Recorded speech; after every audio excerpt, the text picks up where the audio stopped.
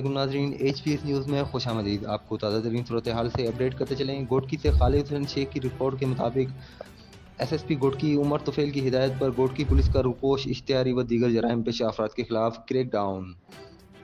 تھانہ F action صحافی پر حملہ کرنے والے مرکزی ملزمان 2 گھنٹے کے اندر گرفتار۔ مقدمہ درج اتوار کی صبح تقریباً 10:30 بجے لنک روڈ عادل پور نزد الوارث ہسپتال ہوٹل پر بیٹھے جروار شہر کے سینئر صحافی شفقت علی، اس کے کزن اصغر علی اور اس کے بیٹے رسول بخش والوں پر میرانی برادری کے 5 افراد نے فائرنگ کی، جبکہ صحافی شفقت کو زخمی کر دیا، جبکہ شفقت پیرائی کو فوری طور میڈیکل لیٹر دے کے ہسپتال پہنچا دیا گیا۔ ایس ایس پی گھوٹکی عمر طفیل نے اس واقعے کا نوٹس لیتے ہوئے S H O Ghotki Azhar Ali Channa کو حکم دیا فی الفور واقعے میں ملوث ملزمان کو فوری طور گرفتار کیا جائے۔ مزید تفصیلات کے لیے دیکھتے رہیں HPSnews.tv۔